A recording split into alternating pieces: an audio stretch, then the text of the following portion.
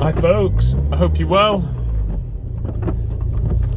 Depending which order you're watching my videos, I'm still just leaving Sheffield. And I saw another opportunity to get in a sneaky lane. Excuse the wobble cam. Right, is that alright? Yeah, it should be fine.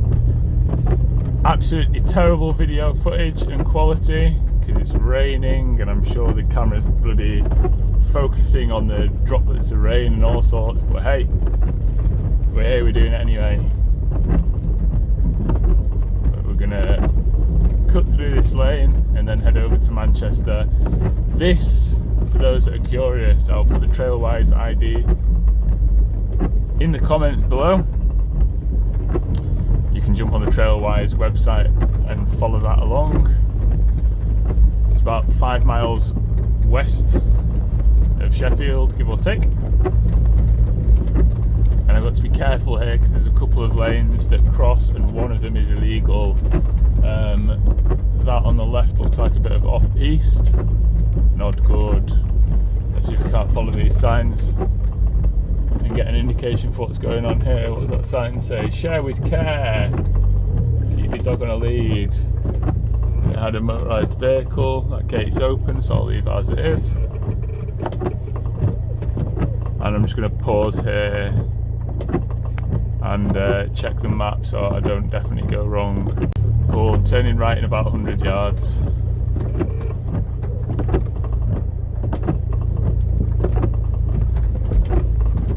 Nice walker, looks friendly. Good to get a wave.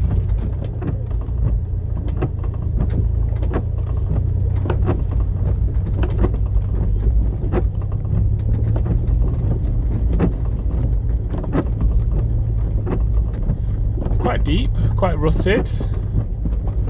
Legitimate off-road track this. Sometimes I do a track and I'm like, oh shit, what have I done? Why am I here? Right, I'm bitten off more than I can chew. The Trailwise comments did say hard packed and no obstacles. So hopefully we'll be alright, eh?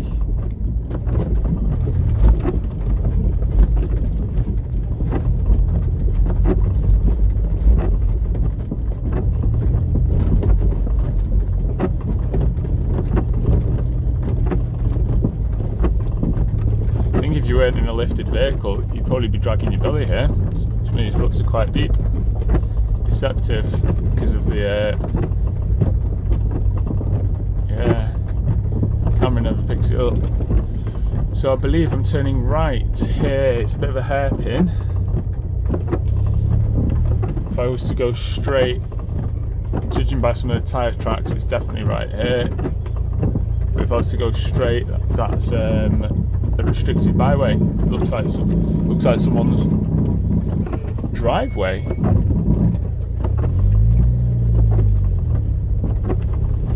Oh, that's a hill of consequence. I might just shut my mouth for 2 minutes, folks, whilst I concentrate on getting up here without incident.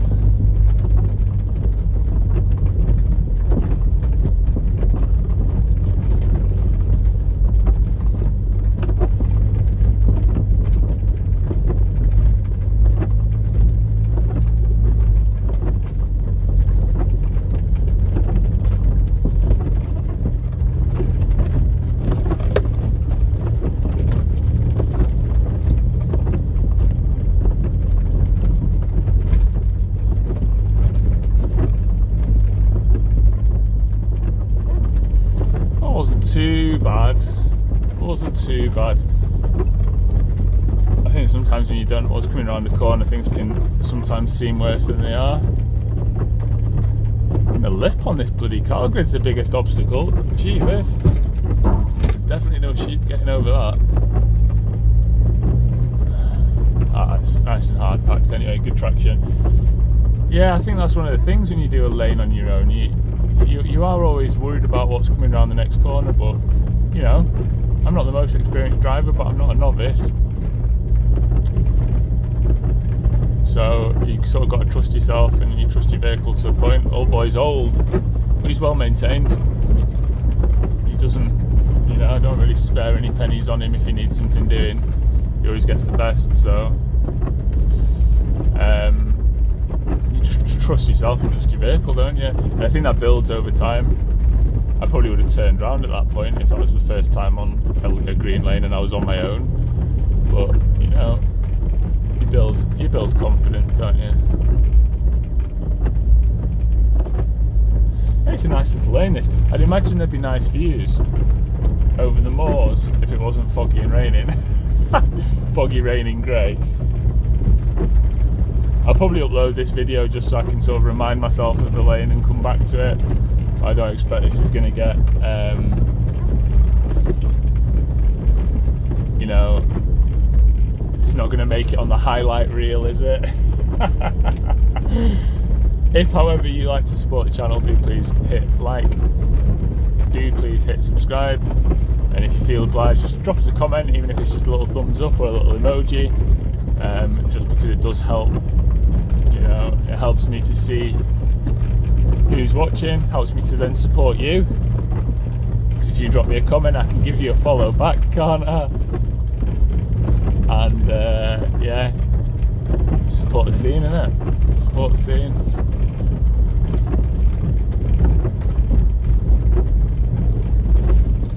I think, not last video but the one before, I was commenting about how I'm looking forward to getting out for longer trips.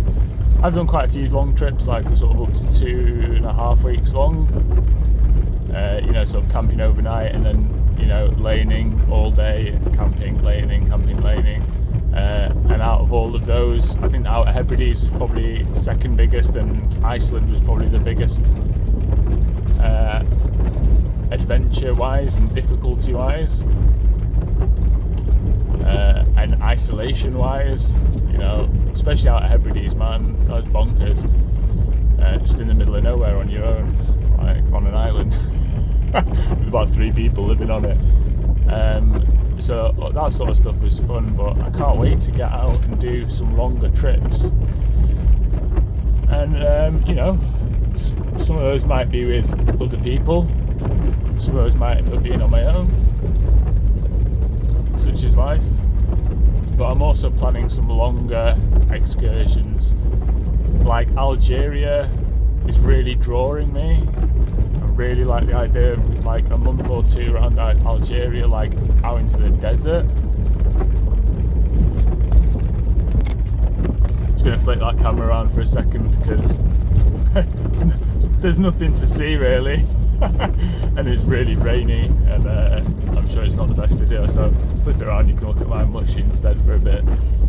So yeah, thinking about going to Algeria and doing a month or 2.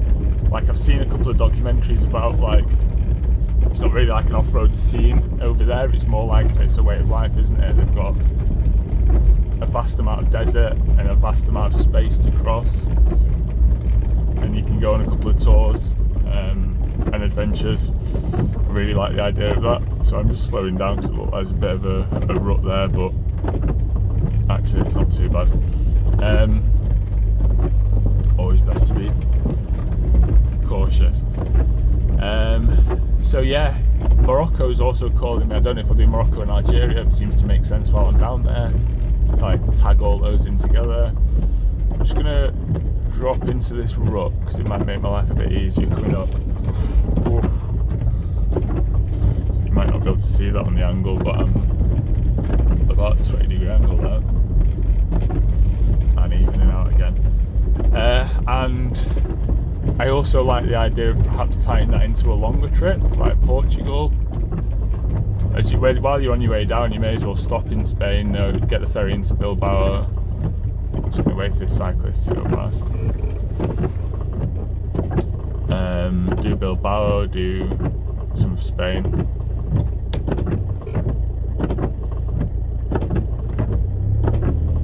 That was a nice cyclist. Good of him to thank me. Nice and polite old boy. And yeah, exploring some of, like, you know, that side, ferry from, you know, Portsmouth to Bilbao or whatever, and then Bilbao into Portugal, like around there for a bit, and then down south, and then obviously get a ferry from Spain down to down to North Africa. That'd be lovely. Right, I'm going to put you on pause, 2 ticks whilst I deal with this gate, and then we'll see if the view is nice enough to warrant flicking the camera on. That's the problem with just impromptu trips, isn't it? I'm just wearing a pair of trainers, no waterproofs, nothing. The mud's about 3 inches deep, and it's peeing it down. Right, gate dealt with. It's cold. Let's crank that heater up. Cold and wet. Yeah, so that's definitely one of the plans. I'm happy this year, you know, that I ticked off Iceland. I feel like I could have done more, but actually this year, I think it's only natural as you get to the end of the year you start sort of reflecting back on it. Or I do anyway, don't know if anyone else does. Maybe that cable out of the way. I've done a lot of bucket list stuff this year. I've ticked off Strata, Florida. I ticked off Horseshoe, the bar steward. I ticked off Nanty Mock, all of which are in Wales for those that don't know. And they're some of the bigger ones. I think bar steward and Strata are generally considered some of the harder, more imposing, more iconic lanes, aren't they? I found them both horrendously fun. I wasn't sort of concerned at any point. I think part of that was being with my bro. And you know, if you're doing them alone, I think I might have been nervous. You know, I probably would have walked some of the river crossings. You know, when there's people there and you see other people going through before you, you've got to gauge the depth. Everything's just a bit easier, isn't it? And also, you know, if you break down or whatever, you know, you've got a bit of a support network there, so that's all right. But yeah, they were difficult. In the schemes of things, it just felt easy because, you know, of the sort of circumstances. And obviously Iceland, big bucket list. Out at Hebrides, big bucket list. So actually, yeah, I've done quite a lot this year. Old boy's taken a bit of a battering, and I think he's going to get some TLC. I think I mentioned on a video not too long back. The idea of sort of taking him off the road for a couple of months to give him some mega TLC. He's due, the time of filming this, 18th or 19th of November-ish. And I think I've got MOT till like April, thereabouts. Sorry, focus over that big divot. Jaunty angle. So I think taking him off the road whilst I prep for a few bigger trips, like I've got some joinery. I'm going to take the bed out the back, like the fold out. You can just about see it there. I'm going to take that out, and I'm going to put in more of a drawer system, because at the moment that's just a ply platform with some legs and 4 boxes that go underneath, so just like your most basic minimalist sort of drawer setup, which I quite like. It's sort of a shame to take it apart or to get rid of it, but I like the idea of putting a fridge and stuff in, basically. And if it's just me, which I think it will be at the moment, I like the idea of putting in something that allows me to sleep in, so I can push the passenger seat forward, tilt it forward as well, and I'm just shy of 6'2", like 6'1.5", give or take. So sleeping in isn't really like a comfortable primary option, but because I like to travel light, I like to travel minimal. It's not like I've got boxes and boxes of stuff. You know, I've just got like a small box ratchet set. I've got a pair of spare front drive shafts stuffed behind the seat. A couple of tools, literally just like screwdriver, pliers, you know, real basic kit, just stuffed behind the seat, jump starter and a compressor. That's what I travel with. touch wood, I've never needed any of it. Spare tyre, that's all I've ever needed. So with the amount I like to travel minimal, I should be able to fit in, like just have a bed. The side bits where the rear seats used to attach, I'm thinking about taking those out, and when I strip him back down, I probably will do. So the idea is to do a full strip, treat any rust. I think I've got just one tiny patch on the back door, but maybe when I give him a sand back, other bits will be revealed. Raptor, fridge, bed platform, stroke drawer system. At the moment I've only got wiring for one aerial on the back, you can't see it from here, but it sits on the rear. Spare tyre, just one of the Muddy Mods style aerial, like spare wheel aerial CB mounts. I'll probably get another like dual aerial mount, or modify that one and put a work light on the back and stuff like that. So it's quite a bit to get through. I'm thinking do that before the next MOT, and then if I have to delay the MOT, like maybe like May or June or something like that, yeah, I might do that. Folks, that lane was pretty good fun. That's it. Excuse me. Sorry it wasn't better footage, you had to listen to me chatting. We just hit the road there, I'm 10 yards away from it, so but it's cool to only have a couple of gates on that lane.